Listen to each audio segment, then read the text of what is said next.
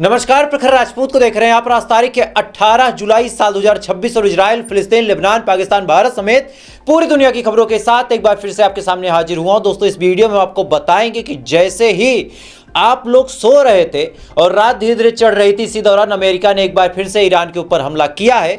लेकिन इस बार ईरान ने जो पलटवार किया है, इस पलटवार की वजह से अमेरिका का एक बहुत महत्वपूर्ण सैन्य ठिकाना और साथ ही अमेरिका जो एक महत्वपूर्ण सैन्य समझौते के तहत आगे बढ़ रहा था, अब वो कंप्लीटली डैमेज हो चुका है और इससे अमेरिका की साख में बहुत बड़ा बट्टा लगा है। और साथ ही दोस्तों, इस वीडियो में हम आपको ये भी बताएंगे कि पाकिस्तान एक बार फिर से अपनी औकात दिखा चुका है। जो चीज मैं आपको पिछले 6 महीने से वार्न कर रहा था, जिसके बारे में बहुत सारे लोगों ने मुझे गालियां दी और कहा कि प्रखर तुम जलते हो, आज वही तमाम चीजें मैं आपको डिटेल बताऊंगा कि पाकिस्तान ने किस हिसाब से दोगलापंती दिखाई। और साथ ही दोस्तों, इस वीडियो में हम आपको यह भी बताएंगे कि ईरान ने स्ट्रेट ऑफ हार्मूज में एक जहाज के ऊपर हमला किया है और इस हमले की वजह से अमेरिका को कितना नुकसान पहुंच रहा है, इसके बारे में जब आप सुनेंगे तो आपका चेहरा मंद मंद मुस्कुराएगा। और साथ ही इस वीडियो में दोस्तों हम आपको यह भी बताएंगे कि अब चाइना अमेरिका के चुनाव तक घुस चुका है। जी हां, डोनाल्ड ट्रंप हारेगा या जीतेगा, इसका डिसीजन अब चाइना के हाथों में है। ये बात मैं नहीं बोल रहा हूं, ये बात डोनाल्ड ट्रंप बोल रहा है। और क्या कुछ डोनाल्ड ट्रंप ने कहा है, इसके बारे में हम आपको डिटेल बताएंगे। और साथ ही मिडिल ईस्ट से कई सारी ऐसी अहम खबरें निकल के सामने आई हैं, जिन खबरों के बारे में आपका जानना जरूरी है और उन तमाम खबरों को हम आपके सामने डिटेल में रखेंगे। दोस्तों, इस वजह से अगर आप चैनल पर नए हैं तो वीडियो को लाइक कर लीजिएगा, चैनल को सब्सक्राइब कर लीजिएगा और साथ ही कमेंट में आप इस वीडियो को कहां से देख रहे हैं मुझे कमेंट करके बताइएगा। तब तक एक एक करके मैं आपको खबरें बताता हूं। सबसे पहली, सबसे बड़ी, सबसे अहम खबर यह निकल के सामने आ रही है कि अमेरिका ने ईरान के ऊपर रात के अंधेर में बड़ा हमला किया।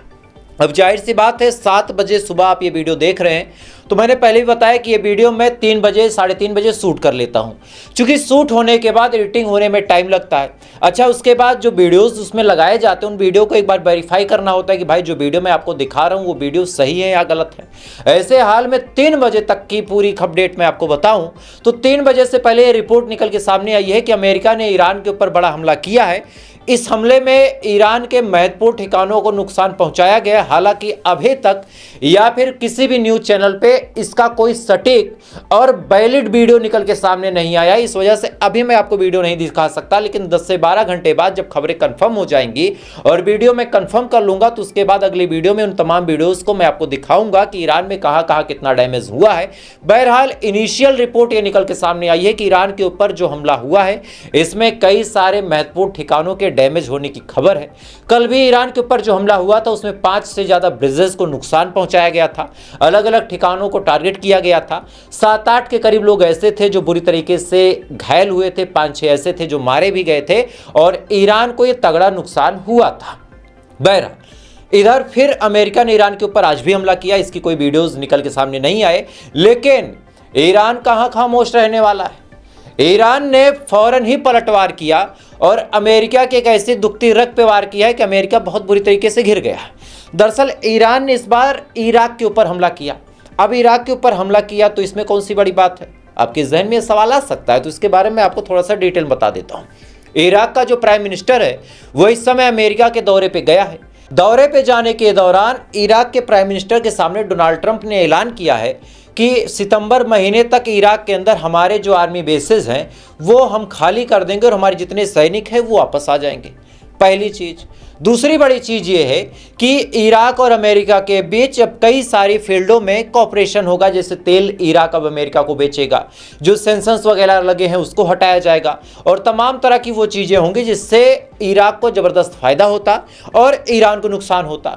लेकिन अब चूंकि इराक के ऊपर हमला कर दिया ईरान ने, तो ऐसे हाल में ईरान के इस हमले के बाद अगर अमेरिका की आर्मी सितंबर तक चली जाती है तो पूरी दुनिया तो यही कहेगी कि ईरान के हमले के बाद अमेरिका की आर्मी भाग गई।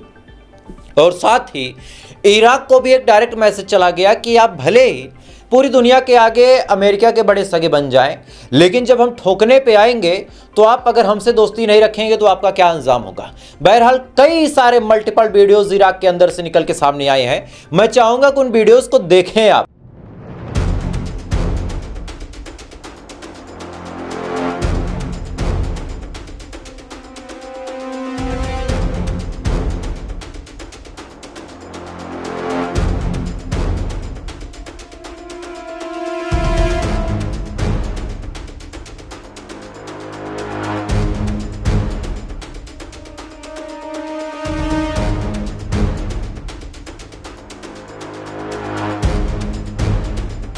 इन तमाम वीडियोस में आप साफ तौर पे देख सकते हैं कि किस हिसाब से इराक के ऊपर ईरान ने हमला किया।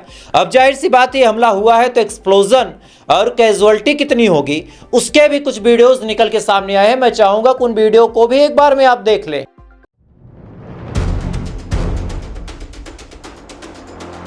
इन तमाम वीडियोस में आप साफ तौर पे देख सकते हैं कि किस हिसाब से इराक को ठोक दिया ईरान ने और किस हिसाब से धमाके हो रहे हैं।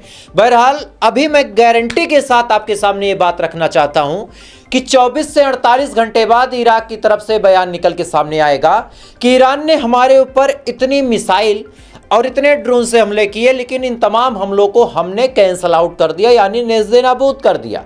बल्कि यहां तक ये प्रोपोगेंडा आपके सामने फैलाया जाएगा कि हमले बिल्कुल बेबुनियाद थे और हमले जो भी हुए 4-6 मिसाइलों से, हमने उन तमाम मिसाइलों को इंटरसेप्ट कर दिया। लेकिन आज इस चैनल पे आप सच्चाई खुद देख रहे हैं कि किस हिसाब से इराक को ईरान ने ठोका है। विजुअल्स प्रूफ के साथ आपके सामने सारी सच्चाइयां मैंने रखी हैं, ताकि कल को कोई भी गोदी मीडिया का चैनल आपके सामने अगर झूठ और प्रोपेगेंडा फैलाए तो आपको याद रहे कि प्रखर राजपूत जो आपका भाई है उसने आपके सामने सारी सच्चाइयां ट्रांसपेरेंट तरीके से रखी थी। खैर, इधर इराक के ऊपर हमला किया ही था, इसी दौरान बड़ी अपडेट निकल के सामने आ रही कि स्टेट ऑफ हार्मोज में ईरान ने एक और टैंकर को ठोक दिया है। जी हां, एक और टैंकर को ठोक दिया। और सबसे बड़ी बात यह है कि इस टैंकर को ठोकने से पहले ईरान की तरफ से एक वॉइस नोट जारी किया गया। इस जहाज से कम्युनिकेट करते हुए ईरान के IRGC के लोगों ने साफ तौर पे कहा उस जहाज वाले से कि अगर आपको स्टेट ऑफ हार्मोज पार करना है तो आपको हमसे बातचीत करनी चाहिए और हमसे समझना चाहिए कि आपको किस रास्ते से जाना है और किस रास्ते से नहीं जाना। अगर आप समझ लेते हैं तो ठीक है, अगर आप नहीं समझते हैं और किसी इडियट के, ध्यान दीजिएगा, अगर किसी इडियट के ट्वीट पे जाके गौर करते हैं, यानी यहाँ पे सीधा सीधा तंज डोनाल्ड ट्रंप के ऊपर कसा गया कि अगर किसी इडियट के ट्वीट पे जाके आप भरोसा करके स्टेट ऑफ हार्मोज पार करने की कोशिश करते हैं तो हम आपको ठोक के डुबो देंगे। बहरहाल ये जहाज वही गलती करता जो हर जहाज करते हैं और उसके बाद ईरान ने इस जहाज को ठोक दिया और फिर वही होना था जो हो गया। खैर, इसी दौरान दोस्तों बड़ी अपडेट निकल के सामने आ रही कि पाकिस्तान ने एक बार फिर से अपनी औकात बता दी। अरबों का पिछवाड़ा चाटते चाटते पाकिस्तान अब उस पिछवाड़े का इतना आदी हो गया है कि मजबूरी में पाकिस्तान को वो तमाम बातें बोलनी पड़ी जो सऊदी अरब पाकिस्तान से बुलवाना चाहता था। आपको ये बात मैंने बताई भी थी, अलग अलग न्यूज चैनलों से ये बात आपको पता होगी कि पाकिस्तान ने ईरान को धमकी देते हुए कहा है अगर सऊदी अरब के ऊपर हमला होता है तो ऐसे हाल में उस हमले को हम अपने ऊपर समझेंगे। यानी पाकिस्तान का कहना है कि अगर सऊदी अरब के ऊपर हमला किया गया तो ये हमला हम अपने ऊपर मानेंगे। अब जाहिर सी बात है, सऊदी अरब ने यमन के ऊपर हमला किया है, सना इंटरनेशनल एयरपोर्ट पर हमला किया है, तो ऑब्वियस सी बात है यमन के हूतीस फायर करेंगे बैकफायर, और बैकफायर करेंगे तो पाकिस्तान का क्लेम है, पाकिस्तान का ये बयान है कि अगर यमन के लोग या फिर ईरान के जो प्रॉक्सीज हैं या फिर इवन जो ईरान खुद है वो सऊदी अरब पे हमला करता है तो वो हमला पाकिस्तान पे माना जाएगा। अब आपको याद होगा यही दोगला पाकिस्तान था और इसी वजह से मैं अरबों की और पाकिस्तानियों की जब पोल खोलता हूं तो कई सारे लोग ये कहते हैं कि भाई देखो आज मुस्लिम कंट्री एक हो रही है तो प्रखर राजपूत को जलन हो रही। भाई मुझे क्यों जलन होगी? भाई मैं कह रहा हूं 56 मुस्लिम देश एक हो जाएं, कौन सा कोई देश भारत के मेरे अपने देश के मुहाने पे आके खड़ा होगा? अच्छा, एज ए हिंदुस्तानी आप मुझे एक बात बताइए, अगर 56 मुस्लिम देश भी आ जाएं और भारत के ऊपर हमला करने की बात करें तो आप क्या इस्लामिक भाईचारे की तरफ जाएंगे या फिर अपने देशभक्ति का सबूत देंगे? ऑब्वियस सी बात है, पहले आपके लिए आपका देश होगा, भले ही चाहे जो हो जाए। तो यहाँ पे तो मसला है ही नहीं। मैं केवल पाकिस्तान और अरबों की सच्चाई आपको बताना चाहता हूँ कि वही पाकिस्तान जो अब तक रहबर के बारे में बोल रहा था, खामनेई साहब के बारे में बोल रहा था कि खामनेई साहब से हमें बड़ी शिक्षा मिल गई, खामनेई साहब ने हमें ये सिखा दिया, खामनेई साहब की वजह से इस्लाम फैल रहा है, आज उसी पाकिस्तान ने खामनेई साहब के शहादत के 5वें महीने ईरान को ही धमकी देते हुए कहने लगा कि भाई साहब अगर सऊदी अरब पे हमला हुआ तो ये हमला हम पे माना जाएगा, और कुवैत के साथ भी डिफेंस पैक्ट साइन करने के बारे में पाकिस्तान सोच रहा है। रिपोर्ट आपके सामने आप देख सकते हैं। यानी अब कुवैत के साथ भी डिफेंस पैक्ट कर सकता है पाकिस्तान, और ऐसे हाल में ईरान कुवैत को ठोक ही रहा है। तो फिर किसके साथ क्या जंग बनेगी? इसका जवाब आप खुद सोचिए कि किसके साथ क्या जंग बनेगी। क्या पाकिस्तान ईरान भिड़ेंगे या फिर ईरान अब कुवैत पे हमला नहीं करेगा पाकिस्तान के डर की वजह से? जवाब आप खुद समझदार हैं, आप देख सकते हैं कि जो सुपर पावर अमेरिका से नहीं डरा वो सुपर पावर ऐसे घटुओं से डरेगा। खैर, इधर डोनाल्ड ट्रंप के हवाले से दोस्तों एक ऐसी खबर निकल के सामने आ रही है जिसको सुनने के बाद आप केवल हंसेंगे।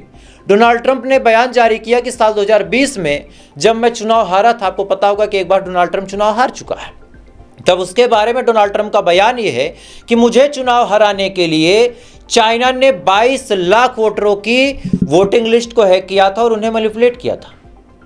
मतलब सोचिए कि चाइना के बारे में अब डोनाल्ड ट्रंप ने यह बात बोल दी है कि चाइना में बैठे हुए अमेरिका के चुनाव को इन्फ्लुएंस कर सकता है, और उसी चाइना से भिड़ने की बात अब अमेरिका कर रहा है, तो अमेरिका का राष्ट्रपति कितना बड़ा गधा है। खैर, इसी दौरान दोस्तों इजराइल के हवाले से बड़ी अपडेट निकल के सामने आ रही कि अमेरिका के रिफ्यूलिंग प्लेन, यानी वो प्लेन जो हवा में ही फाइटर जेटों के अंदर तेल भर देते हैं, वो अमेरिका के जो रिफ्यूलिंग प्लेन है इजराइल की तरफ बहुत तेजी के साथ भेजे जा रहे हैं। और इसका सीधा अंदेशा यह लगाया जा रहा है कि आने वाले टाइम में इजराइल और अमेरिका मिलके कहीं ना कहीं ज्वाइंट हमला करने के बारे में सोच रहे हैं। भाई जाहिर सी बात है, अगर इजराइल के पास ऐसे रिफ्यूलिंग प्लेन पहुंच रहे हैं तो ये एजेंडा और मकसद बड़ा क्लियर है कि भाई साहब इजराइल को कुछ बड़ा करना है, वरना इजराइल के हथियार और इजराइल के रिफ्यूलिंग प्लेन के लिए क्यों इतनी मशक्कत करता अमेरिका। खैर, इसी दौरान फिलिस्तीन के लिए इजराइल ने एक डिटेंशन सेंटर बनाया है। जी हाँ, इजराइल ने एक डिटेंशन सेंटर बनाया है, और सबसे अजीबोगरीब बात यह है कि ये जो डिटेंशन सेंटर बनाया गया है ये ऐसी जगह पे बनाया गया है जहाँ के आसपास मगरमच्छ रहते हैं, यानी किसी नदी के किसी जलीय इलाके के आसपास बनाया गया है और वहाँ पे मगरमच्छ रहते हैं। अब ऑब्वियस सी बात है, प्लान बड़ा सिंपल सा है कि पहले इन फिलिस्तीनियों को पकड़ो, पकड़ने के बाद इनको डिटेंशन सेंटर में डालो, डिटेंशन सेंटर में डालने के बाद इनको बीमार करो, खाना ना दो, जब ये कमज़ोर हो जाए, मरने की हालत में आ जाए तो मगरमच्छों को खिला दो। यानी एज सिंपल प्लान मैं आपको बता रहा हूँ कि इजराइल फिलिस्तीनियों के खिलाफ ऐसे खतरनाक प्लान बना रहा है। खैर, इसी दौरान दोस्तों कुवैत के हवाले से बड़ी अपडेट निकल के सामने आ रही कि कुवैत के अंदर ईरान के हमलों की वजह से जो बिजली साइड है, यानी जो पावर प्लांट है, वो ख़त्म हो गए, यानी कुवैत के अंदर बिजली गुल है। चूंकि ईरान के ऊपर हमला करने से पहले अमेरिका ने जब यह धमकी दी थी कि हम ईरान के पावर प्लांट पे हमला करेंगे, उसी दौरान ईरान ने कहा था कि अगर हमारे पावर प्लांट को ठोका गया तो हम भी अलग अलग एलाइज के, जो भी अमेरिका के एलाइज हैं, उनके पावर प्लांट को ठोकेंगे। और ऐसे हाल में कुवैत के हवाले से बड़ी अपडेट ये निकल के सामने आ रही है कि कुवैत का पावर प्लांट डैमेज है, बिजली गुल है। अब देखना ये होगा कि हमारा पड़ोसी कुत्ता पाकिस्तान जो आए दिन भूखता है, वो क्या अब ईरान के ऊपर हमला करेगा। चूंकि कुवैत के साथ भी डिफेंस पैक्ट साइन करने के बारे में कहीं ना कहीं सोच रहा है। साल 2023 से कुवैत के साथ एयर एक्सरसाइज वगैरह भी पाकिस्तान कर रहा है। खैर, इधर ये तमाम चीज़ें दोस्तों चल रही है। इधर भारत में बैठ के आपको बहुत मुस्कुराने की ज़रूरत नहीं है। भारत के हवाले से भी एक खबर निकल के सामने आ रही कि चाइना भारत के खिलाफ बहुत तेज़ी के साथ तैयारी कर रहा है। दरअसल चाइना ने भारत के बिल्कुल करीब अपने J-20 फाइटर जेट को ला के रख दिया है। ये 5th जनरेशन फाइटर जेट हैं, कंप्लीटली स्टील्थ हैं, और इसको चाइना ने तिब्बत पे ला के रख दिया है। तिब्बत भारत से कितना दूर है आपको पता है। और सबसे ताजू की बात यह है कि कंप्लीटली स्टील्थ विमानों की बात करें तो भारत के पास एक भी ऐसा नहीं है। जी हाँ, 14 साल से महामानव कुर्सी पे बैठ के देश सुरक्षित हाथों में तो कर रहे हैं, बयान बहुत बड़े बड़े हैं, पूरी दुनिया का टूर चल रहा है, लेकिन अगर शिक्षा की बात करें तो घोटाला होता है, किसी योजना की बात करें तो घोटाला होता है, पेपर की बात करें तो लीक हो जाता है, स्कूल कॉलेजेस की बात करें तो बंद हो जाता है, हॉस्पिटल की बात करें तो ऑक्सीजन खत्म होती है, और अगर डिफेंस की बात करें तो हमारे पास अभी तक कोई भी स्टेल्थ फाइटर जेट नहीं है। और यही एक कड़वी सच्चाई है।